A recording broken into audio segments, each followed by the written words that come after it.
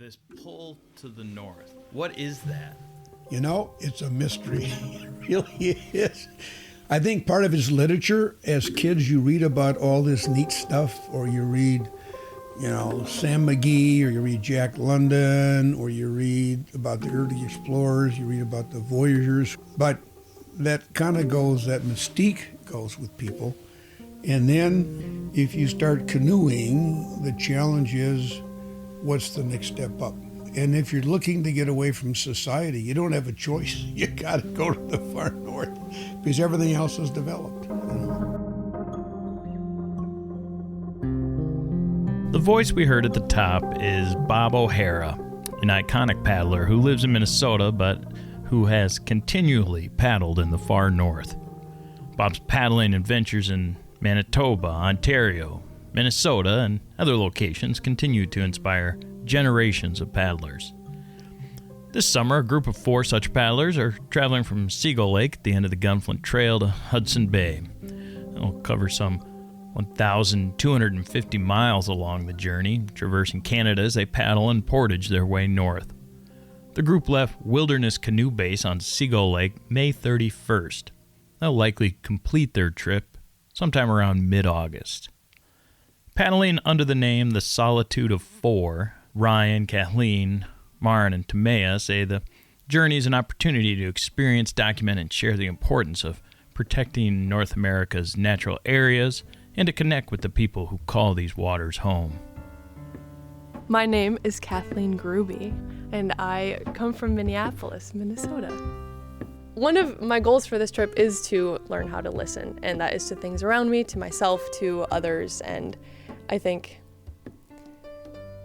in our lives, we are taught to be in control of what's around us. And on this trip, I am very excited to learn how to listen and learn how to be at the mercy of what is around me, whether that be the weather or whether that be my body telling me I need to eat or sleep.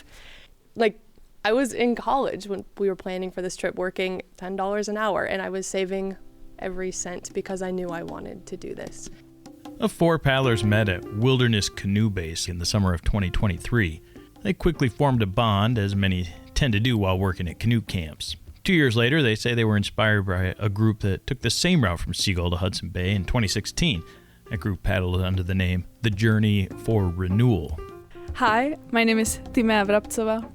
I actually grew up in Slovakia, but have spent the last 6 years in Minnesota, and that's kind of where I fell in love with camping and canoeing. So why did you want to do this? What motivated you to kind of start this conversation and trip? It all started about a year ago on our island on Fish Lake Island, where Wilderness Canoe Base is kind of based out of. Kathleen and I went for a walk because we knew we were going to have a talk about our gap year, and that's kind of where the idea of a long outdoor adventure started. And it took a few changes and turns, but after sitting with kind of this idea of community-based experience and connection, we ended up pivoting towards canoeing because there was a crew from Wilderness that went from Canoe Beach on our island to York Factory, and we thought that would be a great way to continue that tradition. You're doing that same route. Yeah, we are. Support for this episode of the podcast comes from Borderland Lodge, inviting listeners to unwind, explore, and create lasting memories against the backdrop of the Boundary Waters. They're offering pet-friendly cabins, lakeside lodge rooms, and cozy weekend dining along the shores of Gunflint Lake. You can find more about Borderland at their website, borderlandlodge.com. Also, check out their Instagram page for some of the incredible Italian pasta meals that Steph is making up at Borderland. Oh my goodness, check it out, Borderland Lodge on Instagram and Facebook, or their website, borderlandlodge.com. I'm Bonnie Schutte, and I am the campus director up at Chickawauk Museum and Nature Center. We are located 55 miles up the Gunflint Trail on beautiful Seagull Lake. We have some great special events happening this summer. Besides our presenters that we have every month in July, August, September, we are also celebrating the 20th anniversary of the Gunflint Trail Historical Society. They were formed in 2005, and Chickawauk Museum and Nature Center wouldn't be what we are without the Gunflint Trail Historical Society. So we're celebrating the 20th anniversary of the Gunflint Trail Historical Society and the 15th anniversary of Chickawauk Museum and Nature Center opening. This will be on July 5th from 11 in the morning till 3 o'clock in the afternoon. Come enjoy. We're going to have a couple of presenters there talking about the beginning of the Historical Society as well as Chickawauk. We hope you'll enjoy your time, and we'll see you then. This is Mark Savoy with Solbakken on Superior. Solbakken has 6 motel rooms and 6 charming cabins located on the shores of Lake Superior.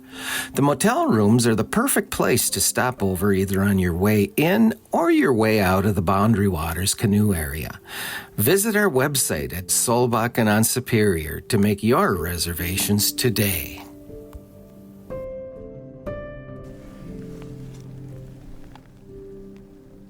The call of the north, regardless of how far north it takes you, the fantasy of it typically doesn't involve what we're experiencing right here, right now in the Boundary Waters, Joe Fredericks. That little patch of blue sky over there. Well, yeah, there's been a little patch of blue sky somewhere all day, but there's also been rain and a non-stop bombardment of thick mosquito clouds and black flies. Vicious. Look at that around your head right there. There must be 40 right there on your head. And, that'd be considered a good day up on the tundra. On Manitoba and where they're at, where they're going, where they are like now. Yeah, and it's not like scenic vistas overlooking mountain ranges and valleys like the Grand Canyon cut over millennia. It's a pretty desolate landscape and a lot of hard travel. Yeah, even as you're swatting these mosquitoes off your hand because you're holding that microphone. Man. It's not easy stuff. Yeah. Which is why the call is so peculiar. It is. Because it calls people to a level of misery that they want. And I wonder about the scale of it as we talk about where we are here in the Boundary Waters and this beautiful big lake. And we just did this portage that was, slippery and wet because it's been raining and steep, and there's down trees, and we're going under the trees, and then the reward is rain at the bottom and mud, all these bugs, vicious bugs.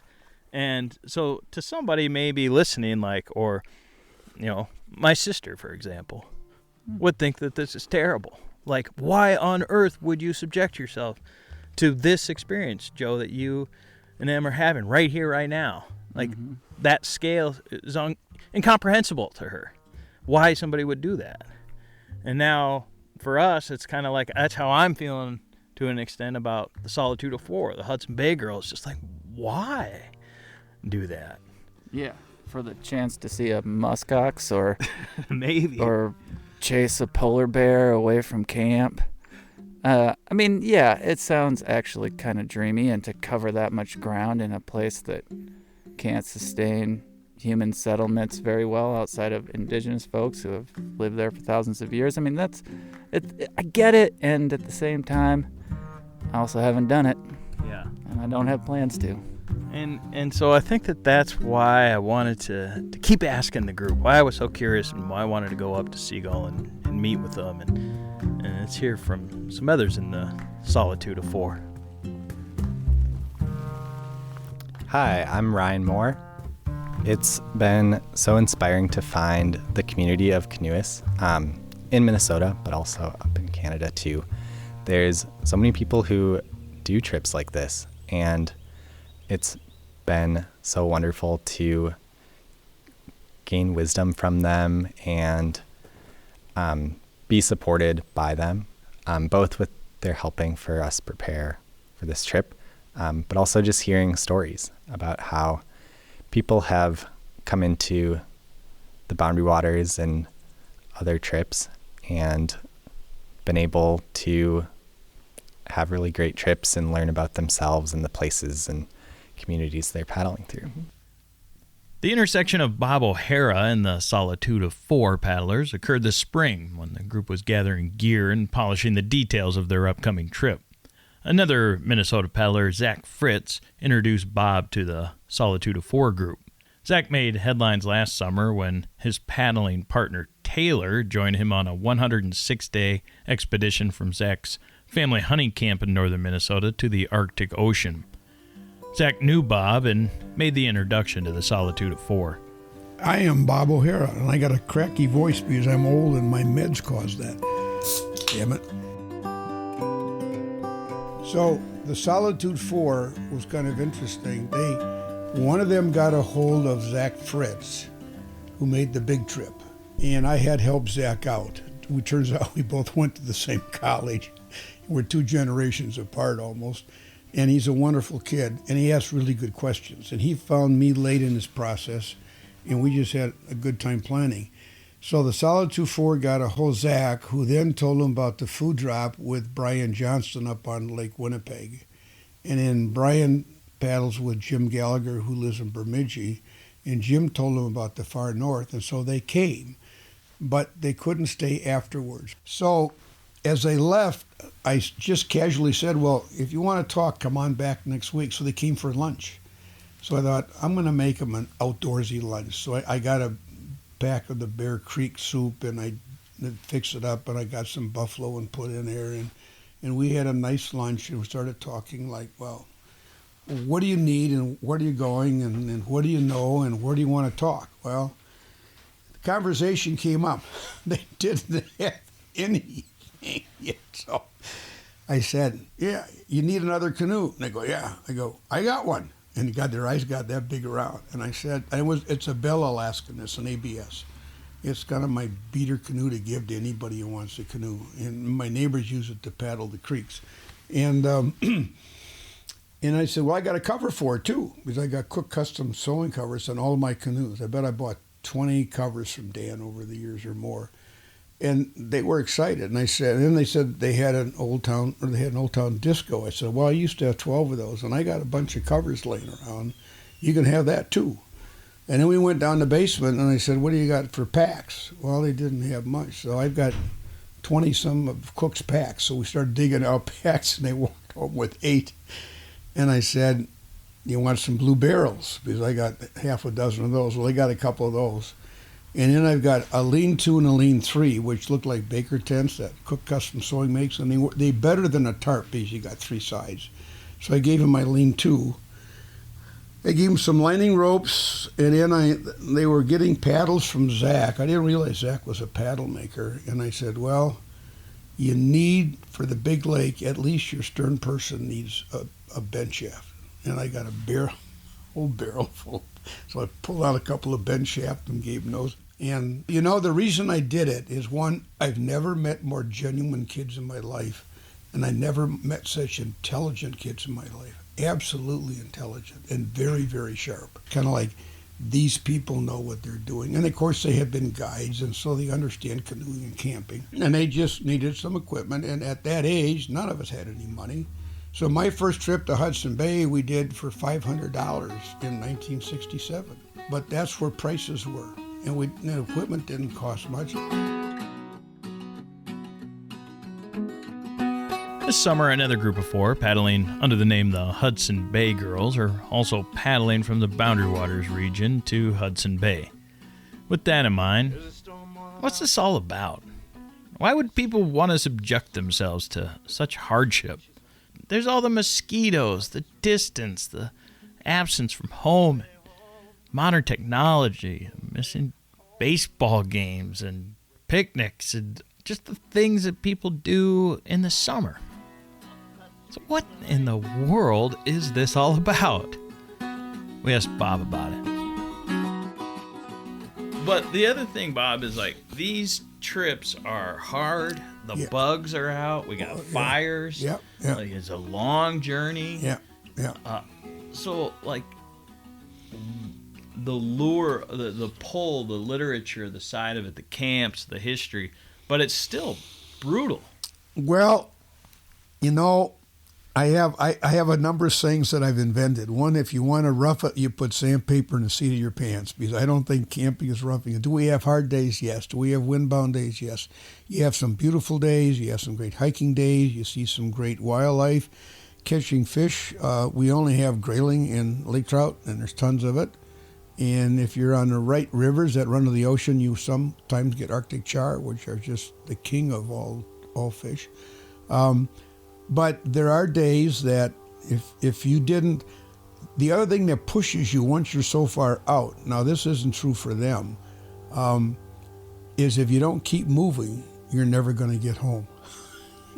But I have noticed, the longer the trip and the closer you get to where you're out, usually an Inuit settlement, or where the plane's going to pick you up, but the Inuit settlement especially, there's what we call the get out syndrome. And Zach and his buddy paddled 27 straight hours to get to the Arctic Ocean. And they're 2 weeks ahead of schedule, but they paddled 27 straight hours because then they had to wait 2 days for the Inuit to come down, who were hunting. And the funny thing was, the only place on the boat for them to sit was on top of the dead caribou that they had harvested. And why? What's that syndrome about? Why do you want to? It's in your brain. Everybody, it's one guy who was kind of newly married when we did the Kazan in '72. As we got to Baker Lake, he went right to the airport and got on a plane, because he only had 3 planes a week in those days, and the plane had just landed. And he goes, "I'm out of here," and he regrets doing it after he left, because we had a lot of time, we did a lot of things, and he just there's a guilt complex, maybe, like my girlfriend, my family, my parents, my whatever, my job, my boss wants me back. The purpose of the trip is, in fact, that it's hard. The 4 paddlers reminded me of this over and over again when I met them at Wilderness Canoe Base on Seagull Lake at the end of May, just a few days before they set off on the journey north. They're all sharing a single tent, for example. Luxury is not the approach. There will be days where they will cover more than 50 miles. It'll be a grind, a marathon. The one that's full of connection, they said. And that, ultimately, is the point. Yeah, we're going to paddle Lake Winnipeg, which is challenging. It's windy and wavy, so we've been learning as much as we can about that lake and how to safely pass through it, which is also really exciting because it will probably involve a lot of night paddling or just being really attuned to the weather. I'm excited to learn how to do that and also for those new experiences. There's a lot that can, I think, like on any canoe trip, there's a lot that can go wrong. And on this long 75-day canoe trip, it just like leaves more opportunity for things to go wrong. I think especially Lake Winnipeg is a big unknown challenge. Like someone who paddled from, one of my uncles who paddled the Winnipeg River to Hudson Bay, he was like, the boundary waters, like after Winnipeg, like, rivers, paddling whitewater and lakes, but that's like, Winnipeg's the one big, like, different thing. So like waves and winds that are big and high is definitely scary for sure. But I think once we get there, we'll adjust to it and keep on going. Yeah. I've always wanted to do a longer trip because I've done a lot of 5-day trips, a lot of 4-day trips, and I feel like right near the end of those shorter trips, I start to like get the rhythm of myself and get the rhythm of nature, and then I come back to base and have a schedule I need to stick to again, and there's something that has just like, I've wanted to capture that like last day of the trip and have it extend for a longer period of time. And I have wonderful fellow guides who had some of the same wishes and intentions with this period of their life. I think there's something so special about the canoeing community. People are comfortable with being uncomfortable. There's something about leaning into the uncertain. And there's, I think, this theme of like tenderness and mercy and grace that I have been noticing through Wilderness Canoe Base, but also through people that I have met outside of Wilderness Canoe Base who are just passionate about paddling and being outside.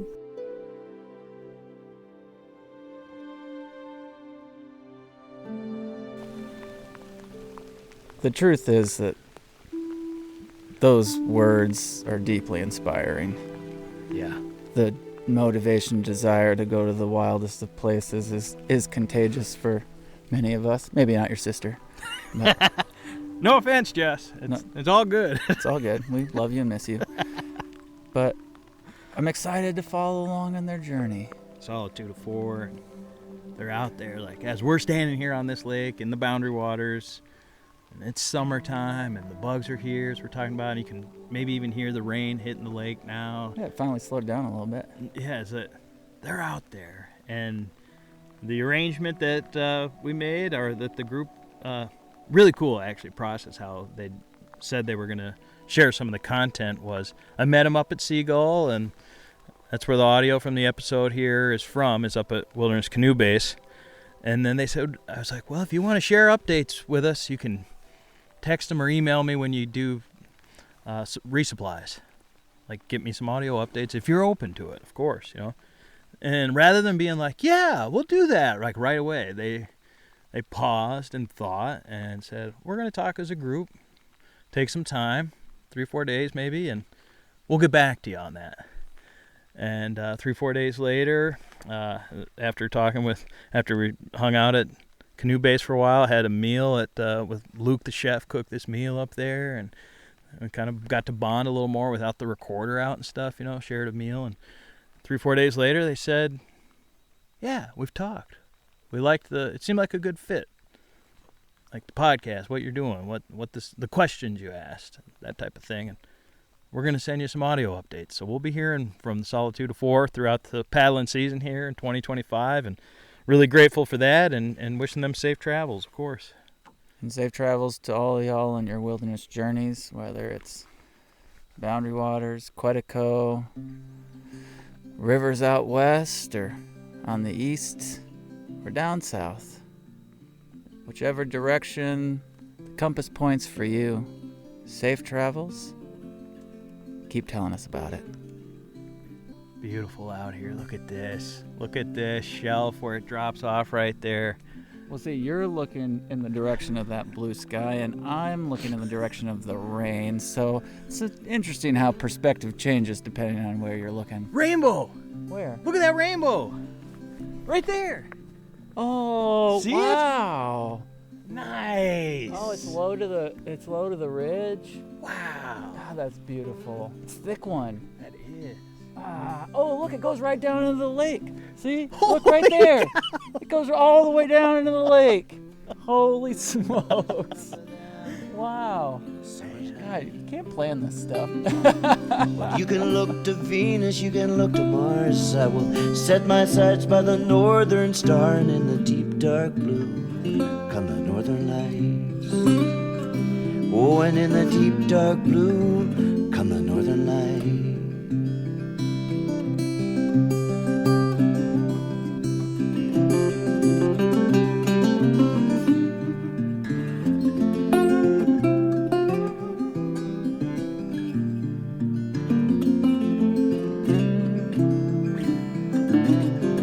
Sing when I paddle canoe, feeling, not thinking if the strokes are true. We're gonna get through to the other side. Now, out in the night, the waves beat the shore. You can hear 'em pounding, you can hear 'em roar. Oh, roll me, rock me in my dreams.